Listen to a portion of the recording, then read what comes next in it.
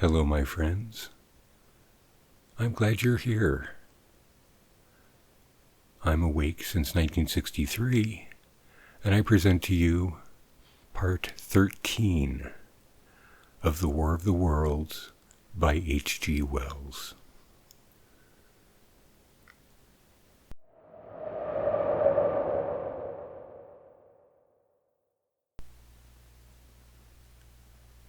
Book 2, Chapter 7, The Man on Putney Hill.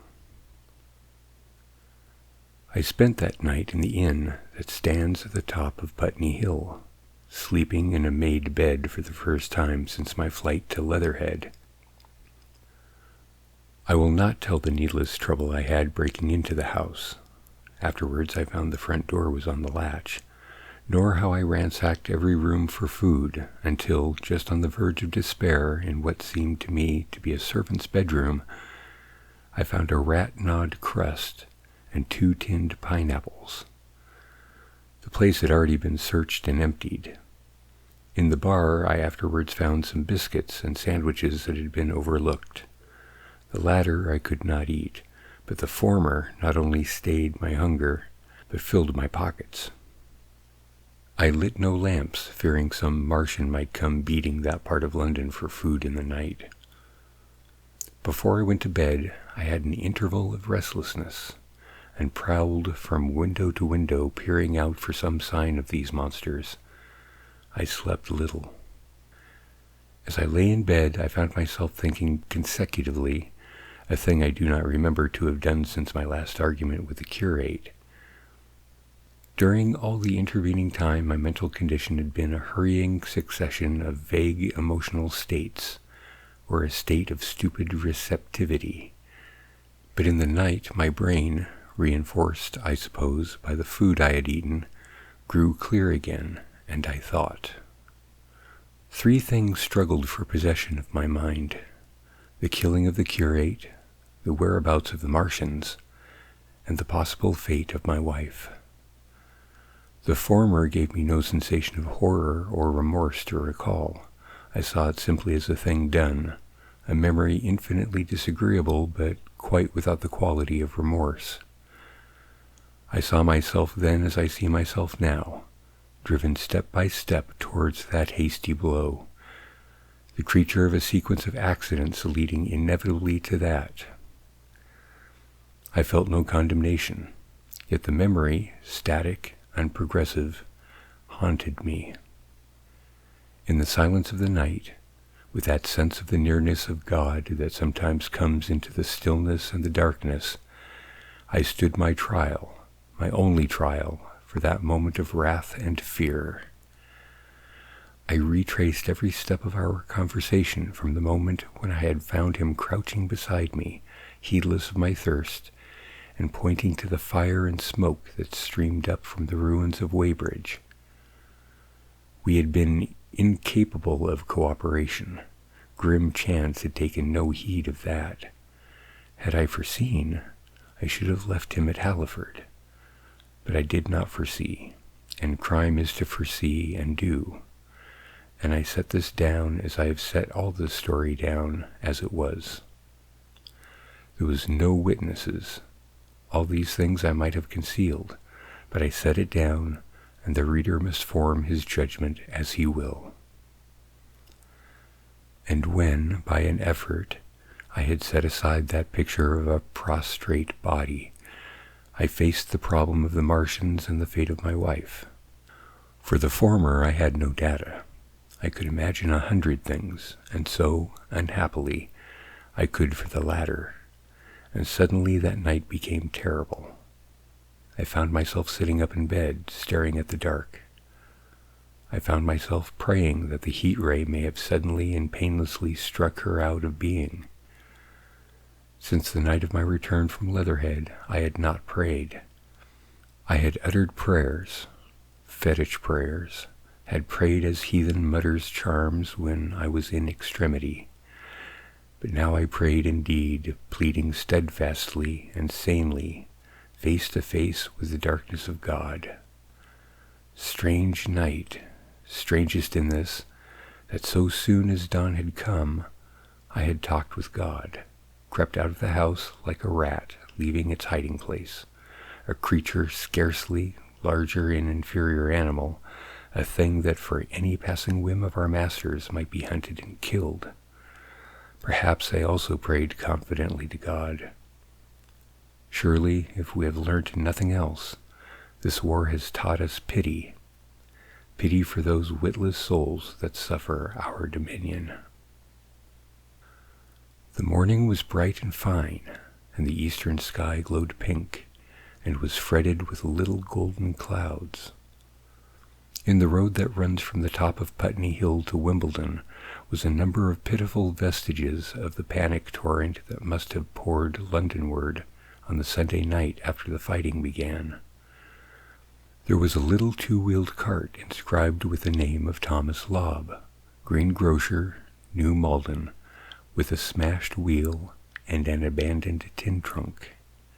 There was a straw hat trampled into the now hardened mud, and at the top of West Hill a lot of blood-stained glass about the overturned water trough.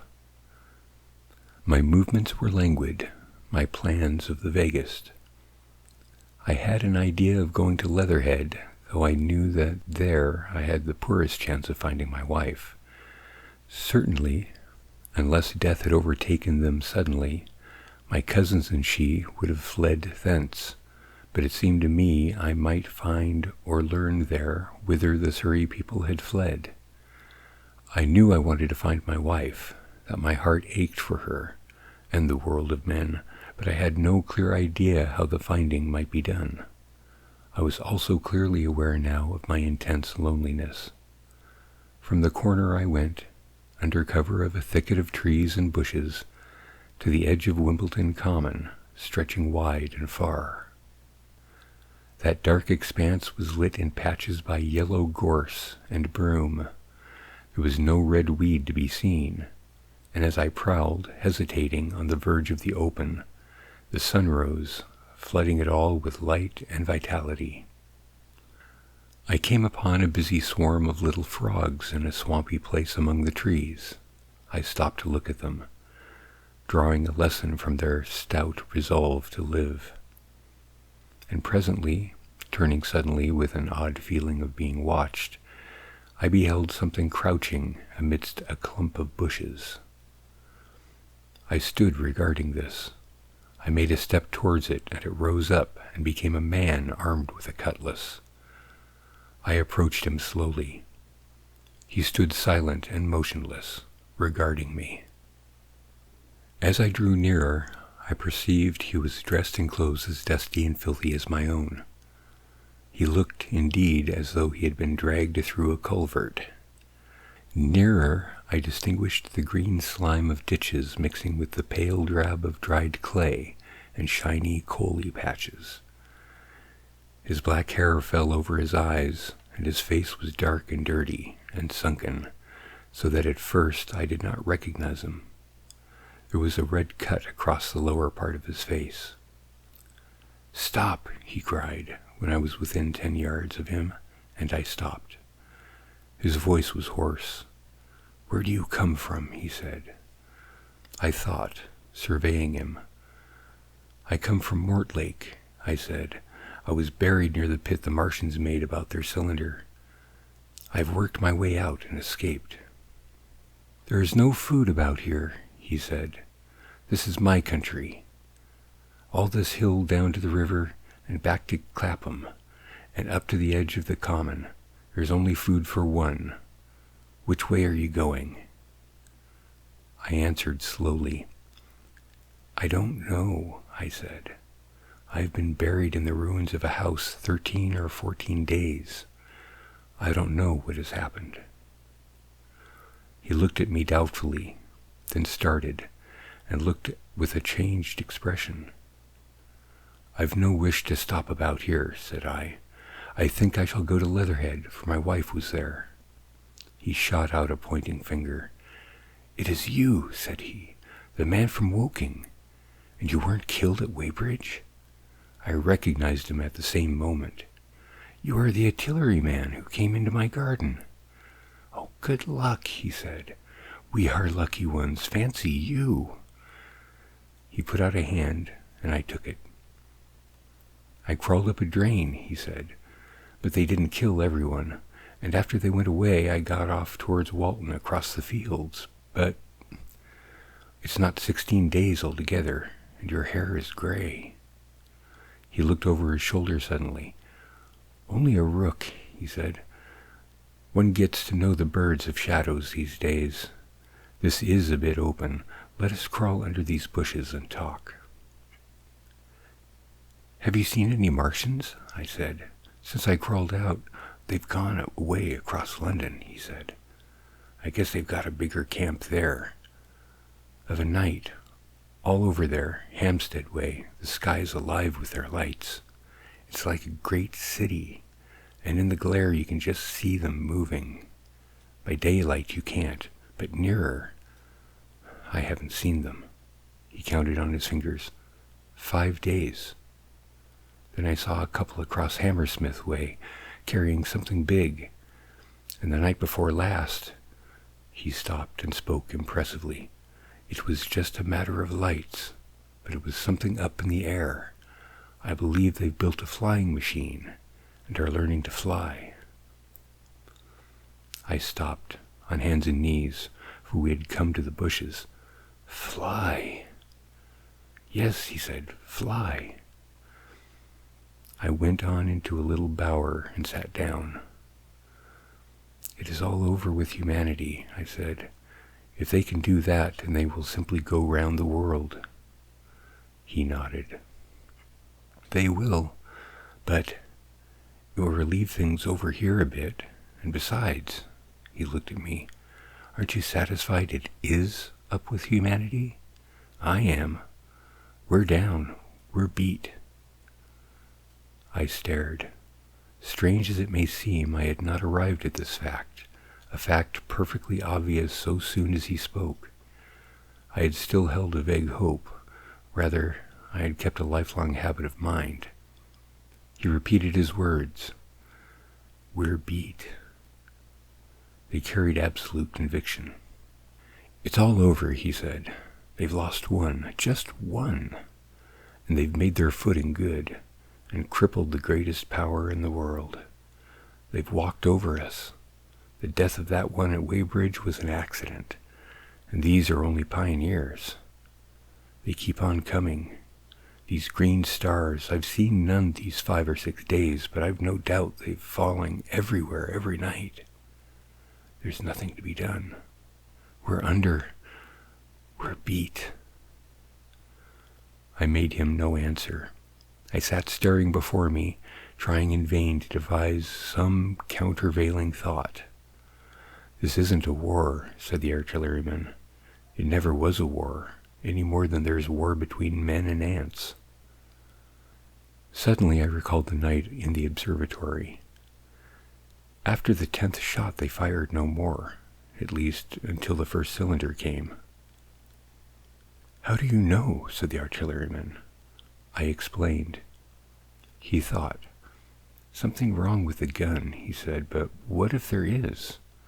They'll get it right again, and even if there's a delay, how can it alter the end? It's just men and ants.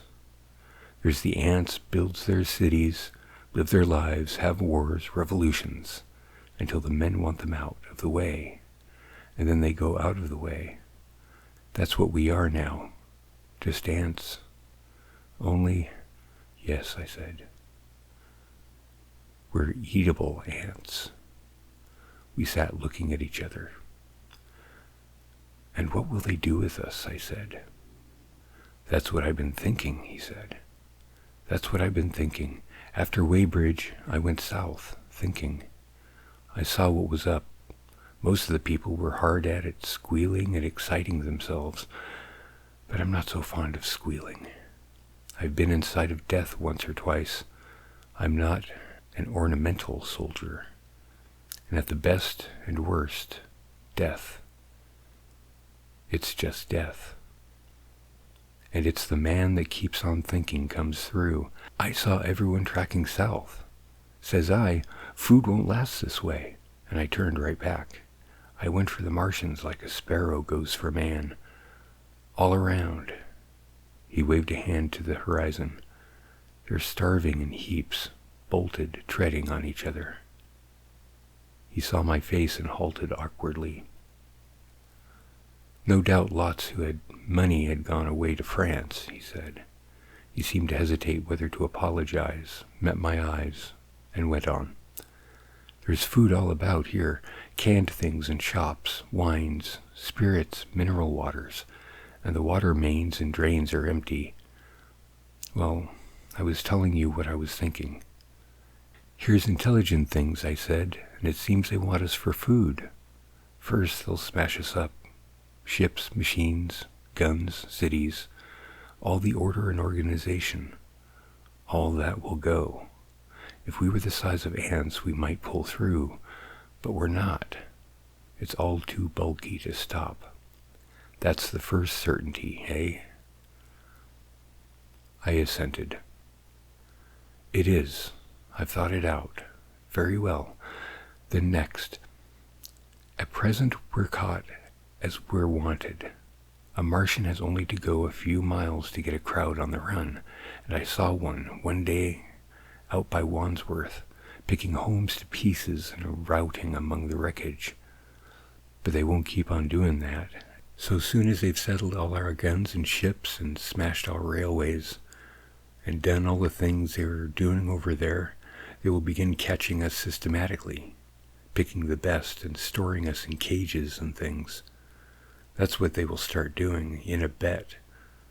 Lord, they haven't begun on us yet. Don't you see that?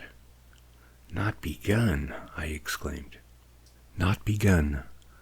All that's happened so far is through our not having the sense to keep quiet, worrying them with guns and such foolery, and losing our heads and rushing off in crowds to where there wasn't any more safety than where we were.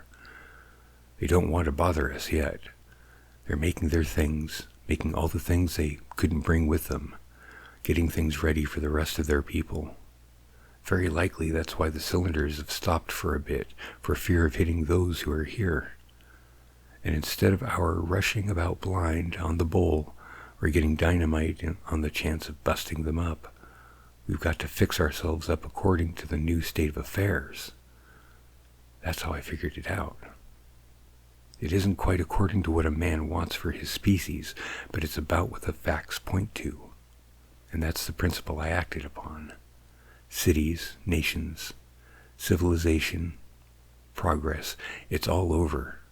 That game's up. We're beat. But if that is so, what is there to live for? The artilleryman looked at me for a moment. There won't be any more blessed concerts for 1,000,000 years or so. There won't be any Royal Academy of Arts and no nice little feeds at restaurants. If it's amusement you're after, I reckon the game is up. If you've got any drawing room manners or a dislike to eating pears with a knife or dropping H's, you'd better chuck 'em away. They ain't no further use. You mean? I mean that men like me are going on living for the sake of the breed. I tell you, I'm grim set on living, and if I'm not mistaken, you'll show what insides you've got, too, before long. We aren't going to be exterminated, and I don't mean to be caught, either, and tamed and fattened and bred like a thundering ox. Ugh, those brown creepers. You don't mean to say... I do. I'm going on, under their feet. I've got it planned. I've thought it out. We men are beat. We don't know enough. We've got to learn before we've got a chance. And we've got to live and keep independent while we learn. See? That's what has to be done. I stared astonished and stirred profoundly by the man's resolution. Great God, cried I. But you are a man indeed, and suddenly I gripped his hand. Eh? He said, with his eyes shining.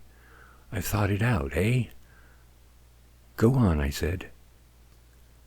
Well, those who mean to escape their catching must be ready. I'm getting ready. Mind you, it isn't all of us are made for wild beasts, and that's what it's got to be. That's why I watched you. I had my doubts. You're thin and slender. I didn't know it was you, you see, but just how you've been buried. All these, the sort of people that lived in these houses, and all these damn little clerks that used to live down that way, they'd be no good. They haven't any spirit in them. No proud dreams and no proud lusts. And a man who hasn't one or the other, Lord, what is he but funk and precautions? They just used to skedaddle off to work. I've seen hundreds of them. Bit of breakfast in hand, running wild and shining to catch their little season ticket train for fear they'd get dismissed if they didn't. Working at businesses they were afraid to take the trouble of understanding. Skedaddling back to fear they wouldn't be in time for dinner. Keeping indoors after dinner for fear of the back streets and sleeping with the wives they married, not because they wanted them, but because they had a bit of money that would make for safety in their one little miserable skedaddle through the world. Lives insured and a bit invested for fear of accidents. And on Sundays, fear of the hereafter. As if hell was built for rabbits. Well, the Martians will just be a godsend to these. Nice roomy cages, fattening food, careful breeding, no worry.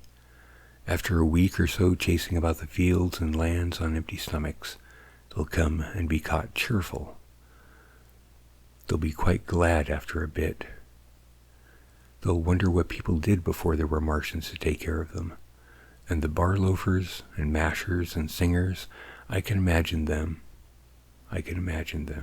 he said with a sort of somber gratification. There'll be any amount of sentiment and religion loose among them. There's hundreds of things I saw with my eyes that I've only begun to see clearly these last few days. There's lots will take things as they are, fat and stupid, and lots will be worried by a sort of feeling that it's all wrong, that they ought to be doing something. Now, whenever things are so that a lot of people feel they ought to be doing something, the weak, and those who go weak with a lot of complicated thinking, always make for a sort of do-nothing religion, very pious and superior, and submit to persecution and the will of the Lord. Very likely you've seen the same thing. It's energy in a gale of funk and turned clean inside out. These cages will be full of psalms and hymns and piety, and those of a less simple sort will work in a bit of, eroticism. He paused.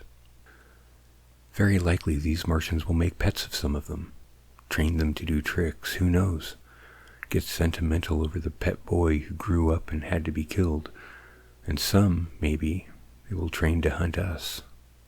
No, I cried, that's impossible. No human being.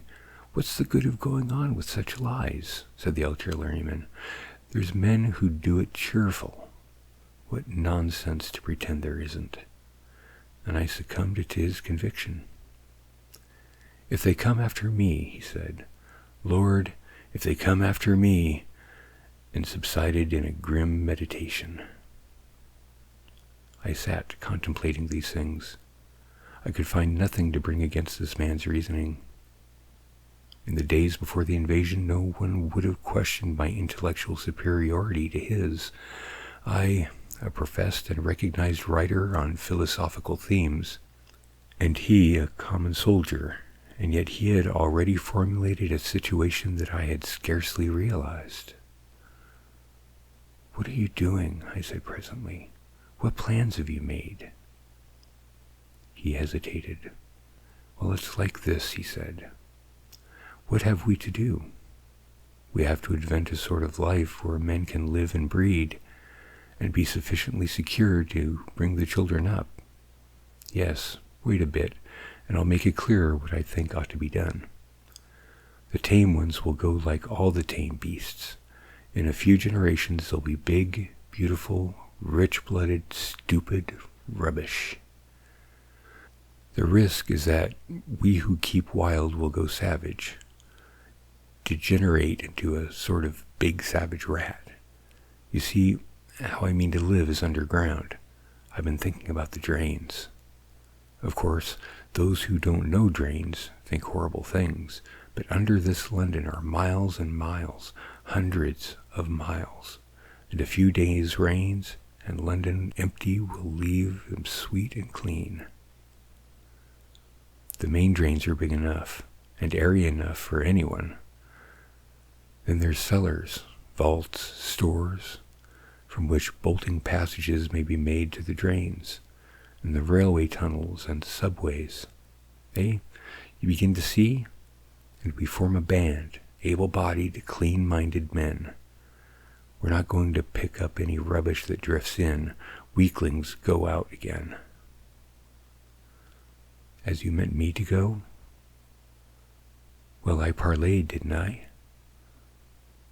We won't quarrel about that. Go on. Those who stop obey orders. Able-bodied, clean-minded women we want also. Mothers and teachers. No lackadaisical ladies. No blasted rolling eyes. We can't have any weak or silly. Life is real again. And the useless and cumbersome and mischievous have to die. They ought to die. They ought to be willing to die. It's a sort of disloyalty, after all, to live and taint the race, and they can't be happy. Moreover, dying's none so dreadful. It's the funking makes it bad. And in all those places we shall gather.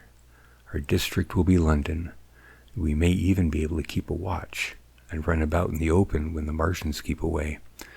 Play cricket, perhaps. That's how we shall save the race, eh? Is it a possible thing? But saving the race is nothing in itself. As I say, that's only being rats. It's saving our knowledge and adding to it is the one thing. There are men like you come in. There's books, there's models. We must make great safe places down deep and get all the books we can. Not novels and poetry swipes, but ideas, science books. That's where men like you come in. We must go to the British Museum and pick all those books through. Especially we must keep up our science, learn more. We must watch these Martians. Some of us must go as spies. When it's all working, perhaps I will. Get caught, I mean. And the great thing is, we must leave the Martians alone. We mustn't even steal. If we get in their way, we clear out. We must show them we mean no harm. Yes, I know. But they're intelligent things, and they won't hunt us down if they have all they want and think we're just harmless vermin. The artilleryman paused and laid a brown hand upon my arm. After all, it may not be so much we may have to learn before. Just imagine this. 4 or 5 of their fighting machines suddenly starting off. Heat rays right and left, and not a Martian in 'em. Not a Martian in 'em, but men. Men who have learnt the way how. It may be in my time even, those men. Fancy having one of them lovely things with its heat ray wide and free. Fancy having it in control. What would it matter if you smashed to smithereens at the end of the run after a bust like that? I reckon the Martians will open their beautiful eyes. Can't you see them, man?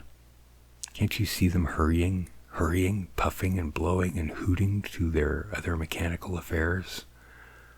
Something out of gear in every case, and swish, bang, rattles, swish. Just as they are fumbling over it, swish comes the heat ray, and behold, man has come back to his own. For a while, the imaginative daring of the artilleryman and the tone of assurance and courage he assumed completely dominated my mind. I believed unhesitatingly both in his forecast of human destiny and in the practicability of his astonishing scheme, and the reader who thinks me susceptible and foolish must contrast his position, reading steadily with all his thoughts about this subject, and mine crouching fearful in the bushes and listening, distracted by apprehension. We talked in this manner through the early morning time, and later crept out of the bushes, and after scanning the sky for Martians, hurried precipitately to the house on Putney Hill, where he had made his lair. It was the coal cellar of the place, and when I saw the work he had spent a week upon, it was a burrow scarcely 10 yards long, which he designed to reach to the main drain on Putney Hill. I had my first inkling of the gulf between his dreams and his power. Such a hole I could have dug in a day, but I believed in him sufficiently to work with him all that morning until past midday at his digging. We had a garden barrow, and shot the earth we removed against the kitchen range. We refreshed ourselves with a tin of mock turtle soup and wine from the neighboring pantry. I found a curious relief from the aching strangeness of the world in this steady labor. As we worked, I turned his project over in my mind, and presently objections and doubts began to arise. But I worked there all morning, so glad was I to find myself with a purpose again. After working an hour, I began to speculate on the distance one had to go before the cloaca was reached. The chances we had of missing it altogether.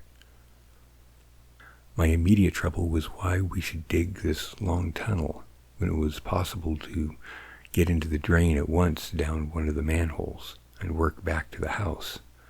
It seemed to me, too, that the house was inconveniently chosen and required a needless length of tunnel. And as I was beginning to face these things, the artilleryman stopped digging and looked at me. "We're working well," he said. He put down his spade. "Let us knock off a bit," he said. "I think it's time we reconnoitered from the roof of the house." I was for going on, and after a little hesitation he resumed his spade, and then suddenly I was struck by a thought. I stopped, and so did he at once. "Why were you walking on the common," I said, "instead of being here?" "Taking the air," he said. "I was coming back. It's safer by night." "But the work?"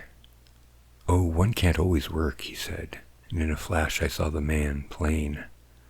He hesitated, holding his spade. "We ought to reconnoiter now," he said, "because if any come near, they may hear the spades and drop upon us unaware." I was no longer disposed to object.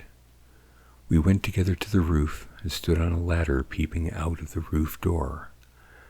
No Martians were to be seen, and we ventured out on the tiles and slipped down under the shelter of the parapet. From this position a shrubbery hid the greater portion of Putney, but we could see the river below, a bubbly mass of red weed, and the low parts of Lambeth flooded in red.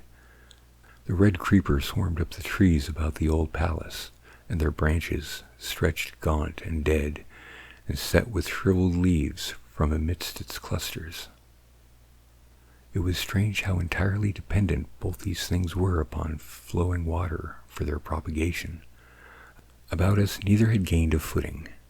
Laburnums, pink maize, snowballs, and trees of arbor vitae rose out of laurels and hydrangeas, green and brilliant, into the sunlight. Beyond Kensington, dense smoke was rising, and that and a blue haze hid the northward hills. The artilleryman began to tell me of the sort of people who had remained in London. "One night last week," he said, "some fools got the electric light in order. There was all Regent Street and the Circus ablaze, crowded with painted and ragged drunkards, men and women, dancing and shouting till dawn. A man who was there told me, and as the day came they beheld a fighting machine standing near by the Langham, and looking down at them. Heaven knows how long he had been there. He came down the road towards them and picked up nearly 100, too drunk or frightened to run away." Grotesque gleam of a time no history will ever fully describe. From that, in answer to my question, he came round to his grandiose plans again. He grew enthusiastic. He talked so eloquently of the possibility of capturing a fighting machine that I more than half believed in him again. But now that I was beginning to understand something of his quality, I could divine the stress he laid on doing nothing precipitately. and I noted that now there was no question that he personally was to capture and fight the great machine. After a time we went down to the cellar. Neither of us seemed disposed to resume digging, and when he suggested a meal, I was nothing loath. He became suddenly very generous, and when we had eaten he went away and returned with some excellent cigars. We lit these, and his optimism glowed. He was inclined to regard my coming as a great occasion. "There's some champagne in the cellar," he said. "We can dig better on this Timside Burgundy," said I. "No," he said, "I am host today. Champagne! Great God, we have a heavy enough task before us. Let us take a rest and gather strength while we may. Look at these blistered hands." And pursuant to this idea of a holiday, he insisted upon playing cards after we had eaten. He taught me euchre, and after dividing London between us, I took the northern side, and he the southern. We played for parish points. Grotesque and foolish as this will seem to the sober reader, it is absolutely true. And what is more remarkable, I found the card game and several others we played extremely interesting. Strange mind of man, that with our species upon the edge of extermination or appalling degradation, with no clear prospect before us but the chance of a horrible death, we could sit following the chance of this painted pasteboard and playing the joker with vivid delight. Afterwards he taught me poker, and I beat him at 3 tough chess games. When dark came, we were so interested that we decided to take the risk and light a lamp. After an interminable string of games, we supped, and the artilleryman finished the champagne. We continued smoking the cigars. He was no longer the energetic regenerator of his species I had encountered in the morning. He was still optimistic, but it was a less kinetic, a more thoughtful optimism. I remember he wound up with my health, proposed in a speech of small variety, considerable intermittence. I took a cigar and went upstairs to look at the lights he had spoken of, that blazed so greenly along the Highgate hills. At first I stared across the London Valley, unintelligently. The northern hills were shrouded in darkness. The fires near Kensington glowed redly, and now and then an orange-red tongue of flame flashed up and vanished in the deep blue night. All the rest of London was black. Then nearer, I perceived a strange light, a pale violet, purple fluorescent glow, quivering under the night breeze. For a space I could not understand it, and then I knew that it must be the red weed from which this faint irradiation proceeded. With that realization, my dormant sense of wonder, my sense of the proportion of things, awoke again. I glanced from that to Mars, red and clear, glowing high in the west, and then gazed long and earnestly at the darkness of Hampstead and Highgate. I remained a very long time upon the roof, wondering at the grotesque changes of the day. I recalled my mental state from the midnight prayer to the foolish card-playing. I had a violent revulsion of feeling. I remember I flung away the cigar with a certain wasteful symbolism. My folly came to me with glaring exaggeration. I seemed a traitor to my wife and to my kind. I was filled with remorse. I resolved to leave this strange, undisciplined dreamer of great things to his drink and gluttony, and to go on to London. There, it seemed to me, I had the best chance of learning what the Martians and my fellow men were doing. I was still upon the roof when the late moon rose. Book 2, Chapter 8. Dead London. After I had parted from the artilleryman, I went down the hill and by the High Street across the bridge of Lambeth. The red weed was tumultuous at that time, and nearly choked the bridge roadway, but its fronds were already whitened in patches by the spreading disease that presently removed it so swiftly. At the corner of the lane that runs to Putney Bridge Station, I found a man lying. He was as black as a sweep from the black dust, alive but helplessly and speechlessly drunk. I could get nothing from him but curses and furious lunges at my head. I think I should have stayed by him, but for the brutal type of his face. There was black dust along the roadway from the bridge onwards, and it grew thicker in Fulham. The streets were horribly quiet. I got food, sour, hard, and moldy, but quite eatable, in a baker's shop here. Some way towards Walham Green, the streets became clear of powder, and I passed a white terrace of houses on fire. The noise of the burning was an absolute relief. Going on towards Brompton, the streets were quiet again. Here I came upon the black powder in the streets and upon dead bodies. I saw altogether about a dozen in the length of the Fulham Road. They had been dead many days, so that I hurried quickly past them. The black powder covered them over and softened their outlines. One or two had been disturbed by dogs. Where there was no black powder, it was curiously like a Sunday in the city, with the closed shops, the houses locked up, and the blinds drawn, the desertion and the stillness. In some places, plunderers had been at work, but rarely at other than the provision and wine shops. A jeweler's window had been broken open in one place, but apparently the thief had been disturbed, and a number of gold chains and a watch were scattered on the pavement. I did not trouble to touch them. Further on was a tattered woman in a heap on a doorstep. The hand that hung over her knee was gashed and bled down her rusty brown dress, and a smashed magnum of champagne formed a pool across the pavement.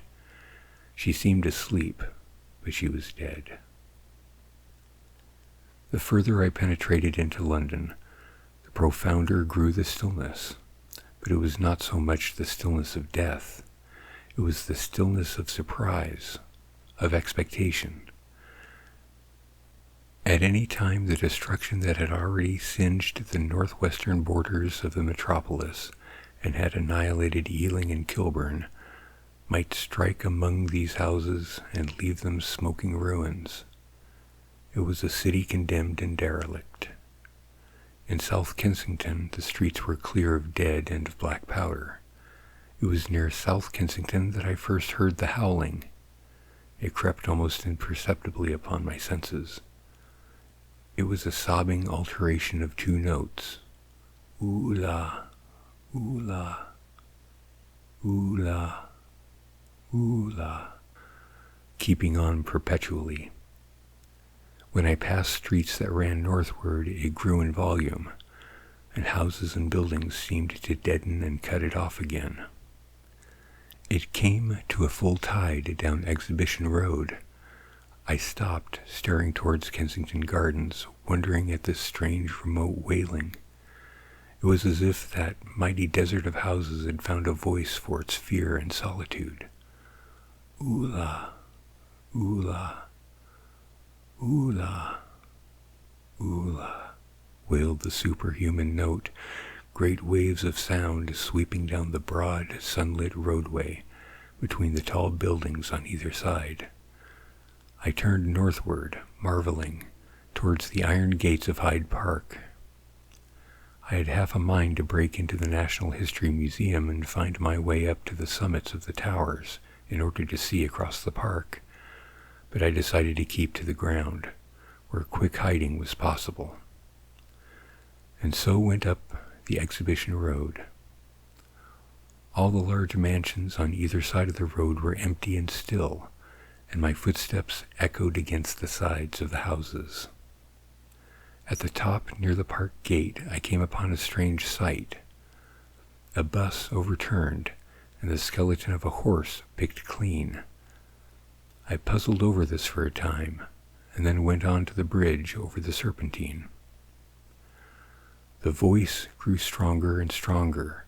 though I could see nothing above the housetops on the north side of the park, save a haze of smoke to the northwest. "Oola, oola, oola, oola," cried the voice, coming as it seemed to me from the district about Regent's Park. The desolating cry worked upon my mind. The mood that had sustained me passed. The wailing took possession of me. I found I was intensely weary, footsore, and now again hungry and thirsty. It was already past noon. Why was I wandering alone in this city of the dead? Why was I alone when all London was lying in state and in its black shroud? I felt intolerably lonely. My mind ran on old friends that I had forgotten for years.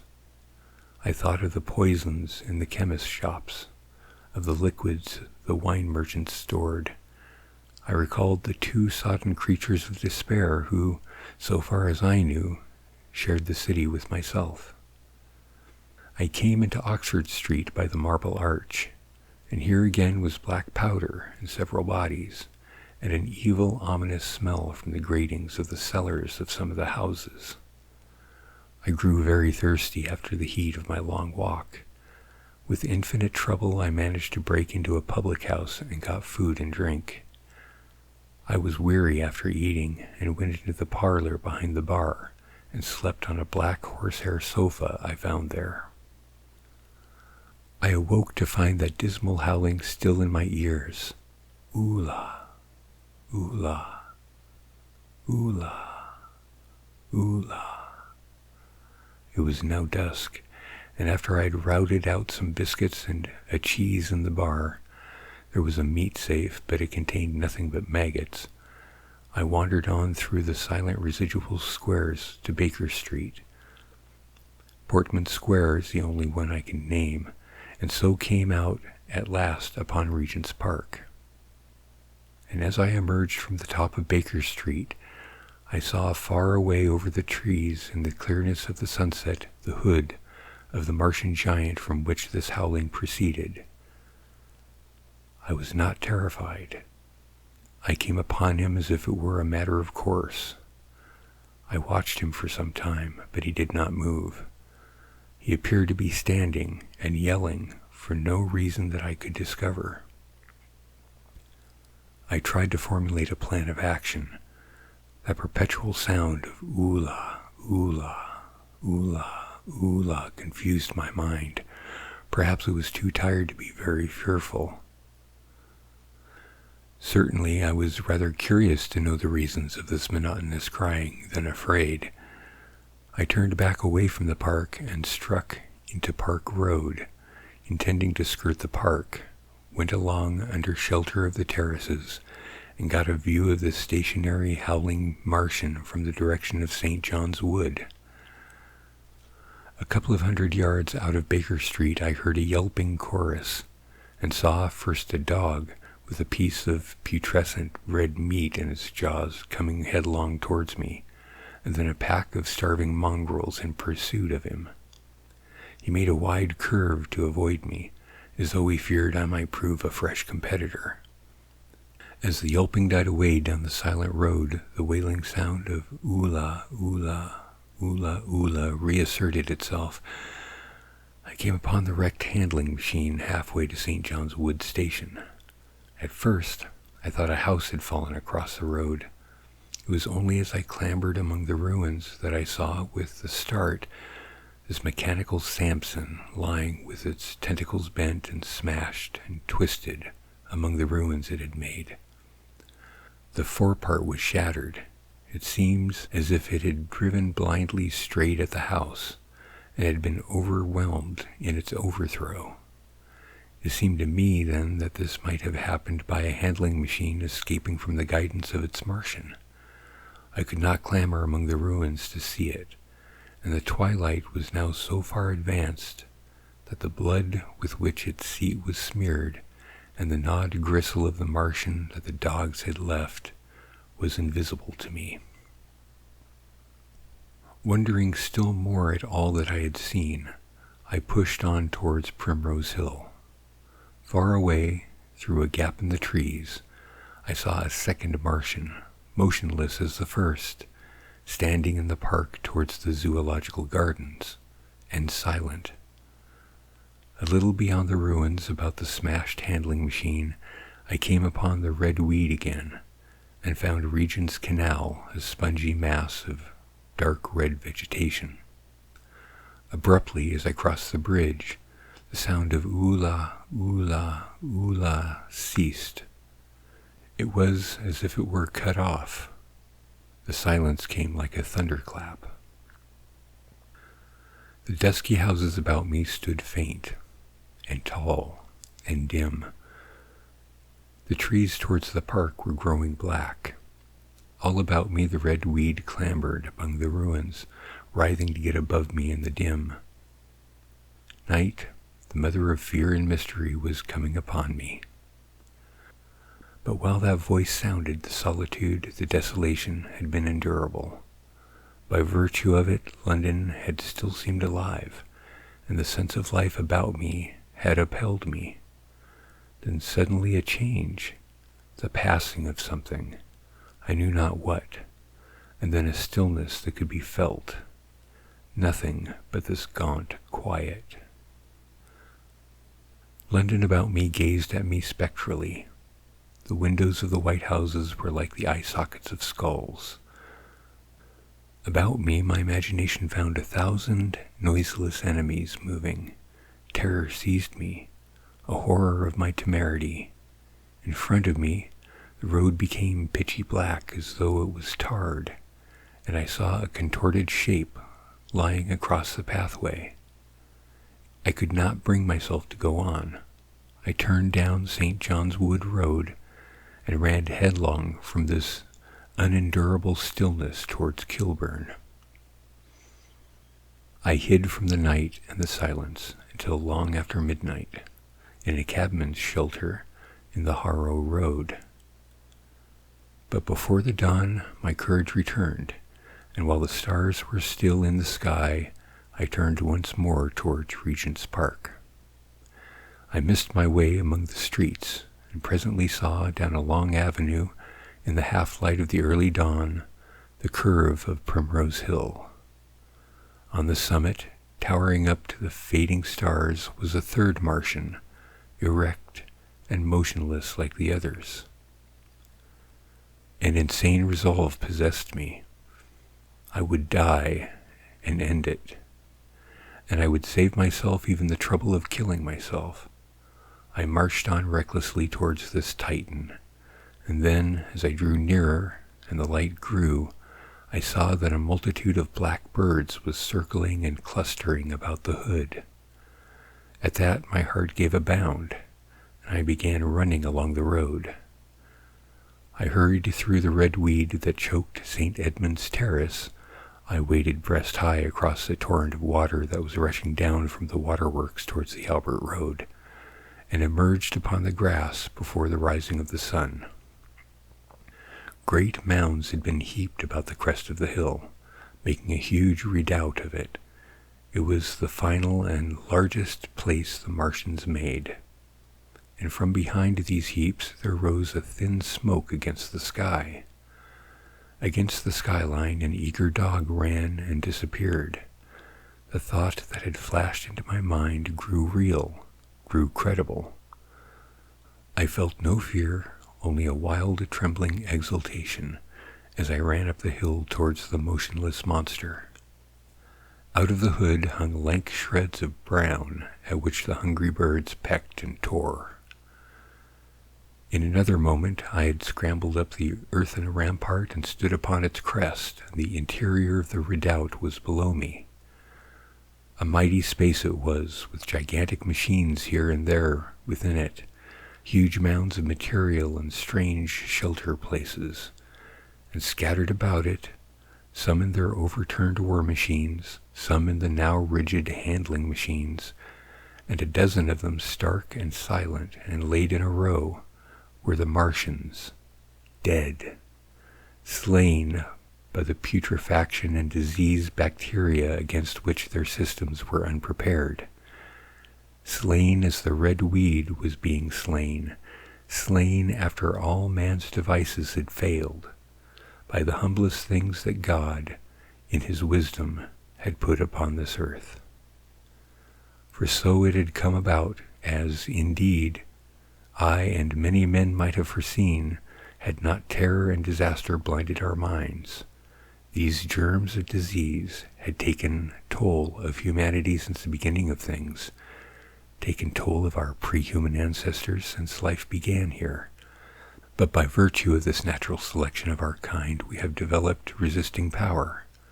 To no germs do we succumb without a struggle, and to many, those that cause putrefaction in dead matter, for instance, our living frames are altogether immune. But there are no bacteria in Mars, and directly these invaders arrived, directly they drank and fed, our microscopic allies began to work their overthrow. Already when I watched them, they were irrevocably doomed, dying and rotting even as they went to and fro. It was inevitable. By the toll of 1,000,000 deaths, man has bought his birthright of the earth, and it is his against all comers. It would still be his were the Martians 10 times as mighty as they are, for neither do men live nor die in vain. Here and there they were scattered, nearly 50 together, in that great gulf they had made, overtaken by a death that must have seemed to them as incomprehensible as any death could be. To me also at the time this death was incomprehensible.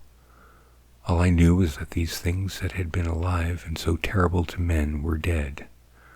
For a moment I believed that the destruction of Sennacherib had been repeated, that God had repented, that the angel of death had slain them in the night. I stood staring into the pit, and my heart lightened gloriously, even as the rising sun struck the world to fire about me with its rays. The pit was still in darkness. The mighty engines, so great and wonderful in their power and complexity, so unearthly in their torturous forms, rose weird and vague and strange out of the shadows towards the light. A multitude of dogs I could hear fought over the bodies that lay darkly in the depth of the pit, far below me. Across the pit in its further lip, flat and vast and strange, lay the great flying machine with which they had been experimenting upon our denser atmosphere when decay and death arrested them. Death had come not a day too soon.